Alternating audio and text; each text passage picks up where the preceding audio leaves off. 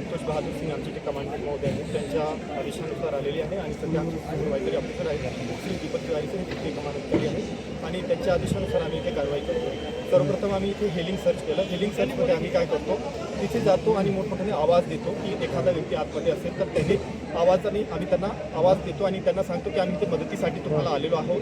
तुमच्यापर्यंत जर आमचा आवाज पोहोचत असेल तर तुम्ही आम्हाला आवाज द्या मदतीसाठी, किंवा एखादी ठोस वस्तू असेल तर त्या ठोस वस्तूने एखाद्या ठोस वस्तूवर प्रहार करा, किंवा आजच्या काळात जर मोबाईल असेल तर तुम्ही मोबाईलचा साऊंड द्या आणि तो आवाज आम्ही ऐकण्याचा प्रयत्न करतो पूर्णचा शांतता ठेवून. तर तो प्रयास आम्ही केला. तिथे आम्हाला कोणताही प्रतिसाद मिळाला नाही. त्याच्यानंतर आमच्याकडे टेक्निकल सर्च ते पण आम्ही केलं आणि शेवटी जे आमच्याकडे रिलायबल सोर्स आहे तो म्हणजे आमचा K9 किंवा आमचा डॉग, की जो लाईव्ह विक्टीम डिटेक्ट करण्यामध्ये पारंगत असतो, ट्रेंड असतो, प्रशिक्षित असतो.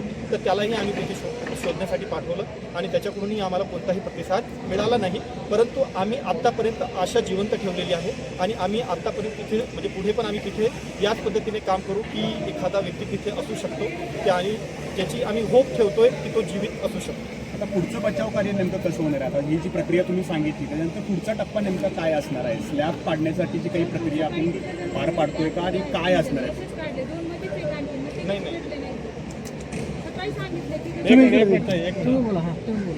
तर आमचा प्रयत्न पूर्ण चालू आहे आणि आम्ही पूर्णतः प्रयत्न करतोय. तुम्ही पण बघू शकता आम्ही तिथे कंटिन्यू उभे आहोत आणि कंटिन्युअस मॉनिटरिंग चालू आहे. आमचे सुपरवायझरी ऑफिसर आहेत ते पण कंटिन्युअस आहेत आणि अदर स्टेक होल्डर्स पण आहे, आर्मी पण आहे, इथे फायर ब्रिगेड पण आहे आणि त्यांच्या सहयोगाने आम्ही सगळे एक विशेष मदत कार्य करण्याचा प्रयत्न करतो. आता तुम्ही आतमध्ये जाऊ शकताय तशी काही परिस्थिती आहे का? आणि जाऊ शकत नसाल तर मग काय करणार?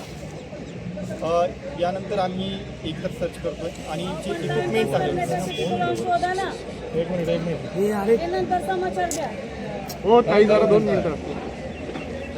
सर हिंदी में बताएं कि क्या स्थिति है ऑपरेशन की और किस तरह से